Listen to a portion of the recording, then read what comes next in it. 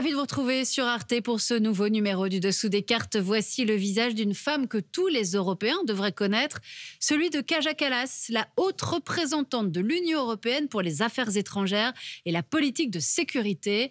En clair, c'est elle qui a depuis fin 2024 la lourde tâche de s'exprimer au nom des 27 sur la ligne diplomatique et militaire censée être commune à toute l'Union européenne. Voilà qui n'est pas chose facile quand chaque État entend conserver sa souveraineté sur les domaines régaliens.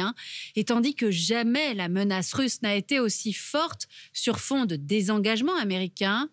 Mais Kaja Kallas a un atout, c'est l'ancienne première ministre de l'Estonie, aux portes de la Russie de Poutine, l'un de ces États baltes qui a alerté dès 2014 et l'annexion de la Crimée sur la nécessité pour l'Europe de se réarmer dans tous les sens du terme. L'occasion pour nous d'apporter des éléments de réponse à la grande question de notre époque. Quelles sont les forces et les faiblesses de la défense européenne? Sortons nos cartes.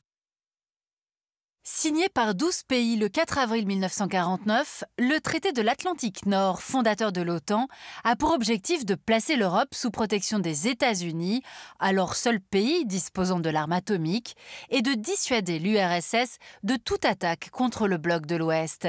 L'OTAN est fondée sur la clause de défense mutuelle qui stipule que toute attaque contre une ou plusieurs des parties sera considérée comme une attaque dirigée contre toutes les parties. L'Alliance Atlantique entre en rivalité avec le pacte de Varsovie, fondé en 1955, une alliance militaire de 8 États dominée par l'URSS. Après la chute du mur de Berlin en 1989 et la dissolution de l'URSS en 1991, les pays d'Europe centrale et orientale adhèrent quasiment tous à l'organisation du traité de l'Atlantique Nord. Objectif, bénéficier de cette organisation défensive en cas de retour de la menace russe. Vous voyez ici les infrastructures et bases stratégiques de l'OTAN en Europe aujourd'hui. Et maintenant, la présence plus ou moins intense de militaires américains dans les différents pays européens qui attestent, on le voit, d'une défense de l'Europe sous influence américaine. Et c'est toute l'ambiguïté d'une alliance atlantique qui entrave une défense européenne indépendante des États-Unis. Ici en bleu, les pays appartenant exclusivement à l'OTAN. En jaune, les pays appartenant exclusivement à l'UE. Et les autres qui sont affiliés aux deux organisations.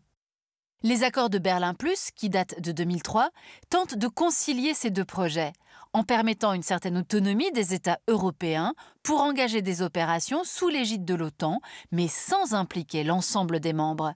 C'est sur la base de cet accord que la gestion des opérations de maintien de la paix en Bosnie-Herzégovine a été transférée de l'OTAN à l'Union européenne. Mais cette coopération ne va pourtant pas de soi.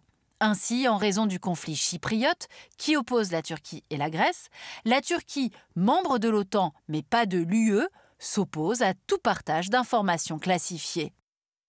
En 2014, après l'annexion de la Crimée par la Russie et le déclenchement de la guerre du Donbass, c'est à l'OTAN que les pays du flanc Est demandent avec succès la mise en place d'une force de dissuasion sur leur territoire. Ces mesures de réassurance comprennent le positionnement de bataillons dans les États baltes et en Pologne, la constitution d'une force de 40 000 soldats pouvant intervenir rapidement, de nouveaux quartiers généraux à Tchétchine en Pologne et à Bucarest en Roumanie, 16 avions de combat en Pologne et en Roumanie, et une police du ciel chargée de surveiller les pays ne disposant pas de forces aériennes. 3 bombardiers B-2 sont également déployés par les États-Unis pour des exercices au-dessus de la mer Baltique. La sécurité des pays baltes, Estonie, Lettonie, Lituanie, qui ont adhéré à l'Union européenne et à l'OTAN en 2004, est en effet particulièrement menacée dans la mesure où ils se trouvent pris en étau entre la Russie, la Biélorussie, alliée de Moscou, et l'exclave russe de Kaliningrad. Dès lors, l'OTAN est considérée par la plupart des pays du nord et de l'est de l'Europe comme la seule organisation pertinente pour assurer leur sécurité territoriale. L'invasion russe à grande échelle de l'Ukraine en février 2022 va confirmer une fois de plus le rôle prédominant de l'OTAN dans la défense des Européens. Alors que les pays de l'UE sont encore divisés sur la manière de répondre à la menace russe, l'OTAN réagit dès juin 2022 lors du sommet de Madrid. Lors de ce sommet, la force de réaction mobilisable rapidement est portée à 300 000 hommes. Le nombre d'avions affectés à la police du ciel est augmenté et il est décidé de positionner davantage de navires en mer Baltique et en Méditerranée. Ce sommet est également marqué par les demandes d'adhésion de la Finlande et de la Suède à l'OTAN, effectives en 2023 et 2024. Mais le retour de Donald Trump à la Maison-Blanche en 2025, son rapprochement avec Vladimir Poutine au détriment de l'Ukraine et l'annonce du président américain de son intention d'annexer le Canada et le Groenland, rattachés au Danemark, fragilisent brutalement les liens transatlantiques. Entre impérialisme et isolationnisme, l'instabilité des choix diplomatiques de Donald Trump plonge ses partenaires de l'OTAN dans une situation d'insécurité, à tel point que certains Européens réfléchissent à se passer du parapluie américain pour assurer la défense de l'Europe. Mais en ont-ils vraiment les moyens? C'est ce qu'on va voir maintenant. L'armée américaine demeure la plus puissante au monde, avec 1,3 million de militaires d'actifs et plus de 5000 ogives nucléaires permettant de couvrir tous les États membres de l'OTAN. Des bombes nucléaires américaines B-61 sont toujours positionnées en Allemagne, en Belgique, en Italie et aux Pays-Bas, avec un système de double clé pour le déclenchement d'un tir éventuel.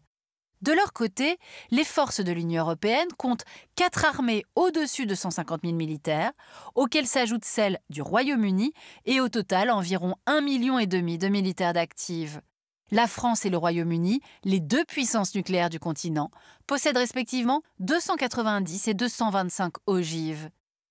Le traité de Lisbonne, signé en 2007, introduit pour la première fois le principe d'une défense mutuelle entre les 27. Dans le contexte d'incertitude suscité par le retour de Donald Trump, l'Allemagne et la Pologne ont demandé à la France de rediscuter le partage de la dissuasion afin que l'usage de l'arme atomique française, actuellement conditionnée à l'atteinte des intérêts vitaux de la France, soit élargi à l'atteinte des intérêts vitaux de n'importe quel pays de l'Union européenne. Mais la volonté d'autonomie de la défense européenne se heurte aussi aux limites des capacités de production des industries d'armement. Le chasseur furtif américain F-35 a pour cette raison été vendu à 13 pays en Europe en l'absence d'équivalent européen. Or, l'usage de ces avions par les pays qui les possèdent est extrêmement dépendant des États-Unis du fait d'un logiciel de maintenance américain auquel ces appareils doivent être régulièrement connectés.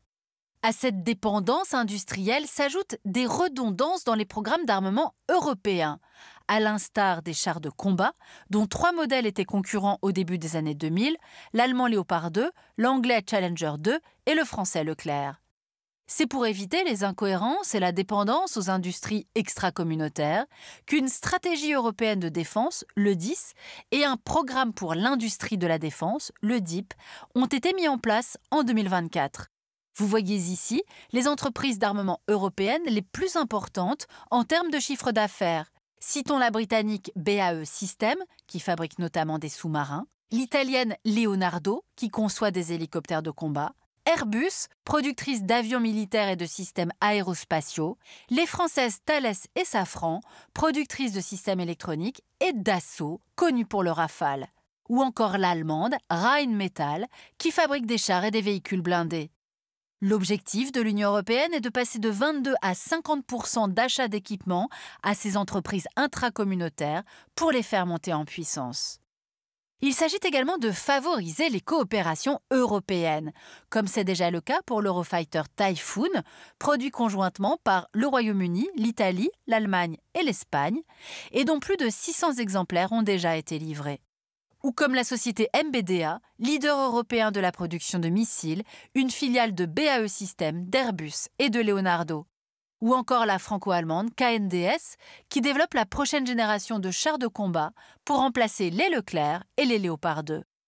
Enfin, 2 jours après le sommet de Londres pour l'Ukraine en mars 2025, la présidente de la Commission européenne, Ursula von der Leyen, a annoncé le plan ReArm Europe, qui prévoit de financer à hauteur de 150 milliards d'euros l'achat d'armements européens ou canadiens et d'encourager les investissements nationaux dans des programmes de réarmement à hauteur de 650 milliards d'euros en excluant ces dépenses du calcul des déficits. En parallèle, face à la menace Poutine, certains États européens ont déjà commencé à se réarmer. C'est le cas de la Pologne, qui partage 206 km de frontière avec la Russie et qui a fortement augmenté ses investissements militaires, passé de 2,2% de son PIB en 2022 à près de 5% en 2025, contre environ 2% pour la France ou l'Allemagne. Avec plus de 200 000 militaires d'active, l'armée polonaise a pour ambition d'être la plus nombreuse de l'Union européenne et l'une des mieux équipées. Mais en raison de la faiblesse de la production européenne, la Pologne importe encore la majorité de son matériel militaire, essentiellement des États-Unis et de la Corée du Sud. Voilà pour ce tour d'horizon des forces et des faiblesses de l'Europe de la défense, laquelle illustre la phrase fameuse de l'un des pères fondateurs de l'Union européenne, Jean Monnet. L'Europe se fera dans les crises et sera la somme des solutions apportées à ces crises.